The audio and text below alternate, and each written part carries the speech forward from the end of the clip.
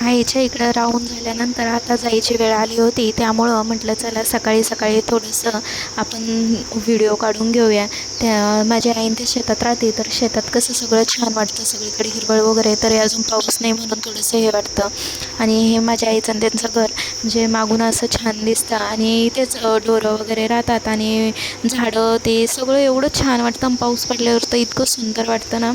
मस्त असं सूर्य निघालेला होता आणि ते हौद जे की बैलाला पाणी पिण्यासाठी केलेला होता आणि अजून शेतात काहीच नव्हतं पेरलेलं, म्हणून असं उघडं उघडं वाटत होतं सगळं.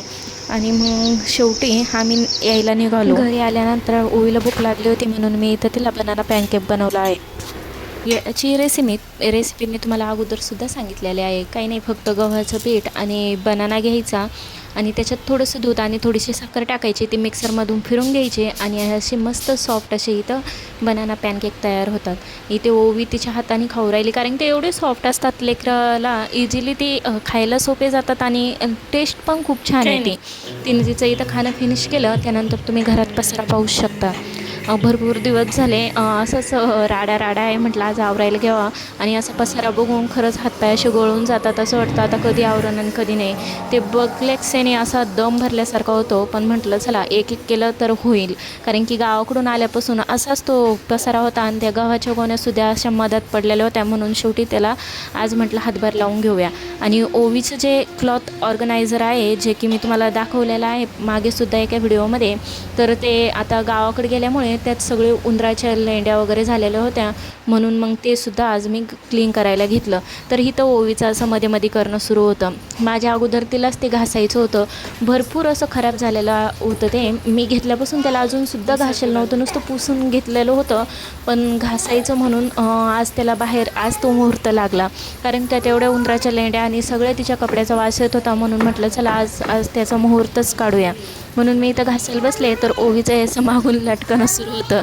मम्मी उठ ना, मला घे ना सारखं असं मागे ओढीत होती मला. तेव्हा मग मी इथं म्हटलं चला पटापटा घासून घेऊया. आणि ते आपल्याला एवढं सोपं आहे की एक एक पाटी काढूनसुद्धा ते आपल्याला घासू शकतो आपण त्याला. मग मी काय केलं, एक एक त्याची पाटी काढली आणि ती क्लीन करून घेतली. काही नाही, आपली जी साबण आहे भांड्याची त्यानेच मी घासलं. आणि पन्नी घ्यायची, जे आपलं भांड्याची घासणी राहते का, तिने काय होते ते क्रॅक पडतात, त्यामुळं मग पन्नी घ्यायची. पण मी इथं गडबडीत तेनेच घासलं, त्यामुळं आल्लाद घासून घेतलं आणि धुवून घेतलं. शेवटी फायनली सगळे घासून घेतले. माझं धुणं झाले की एक एक ओवीकडे मी द्यायचे आणि तिला ते फॅन खाली ठेवायला लावायचे आणि तीसुद्धा एक एक नेऊन फॅन खाली ठेवत होती. अशा रीतीने सगळे घासून झाल्यानंतर फॅन खाली थोडेसे सुकू घातले आणि नंतर त्याला पुसायला घेतलं.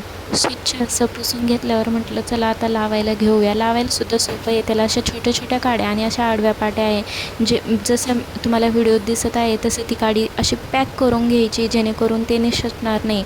म्हणजे त्याला उचलायलासुद्धा इकडे तिकडे सोपं जातं. आणि याला चाकंसुद्धा आलेले आहे, पण मी ते काढून टाकेलं आहे, कारण की ना ते एक चाक असं थोडंसं तिरपं झालेलं होतं, मग त्यामुळे ते हलत होतं, म्हणून मी त्याला काही चाकं वापरत नाही, कारण की आम्ही एकाच ठिकाणी ठेवतो.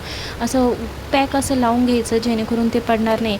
इथं मी व्यवस्थित एक एक ऑर्गनाईज करत होते आणि शेवटी फायनली असं ऑर्गनाईज झालेलं आहे, तुम्ही बघू शकता.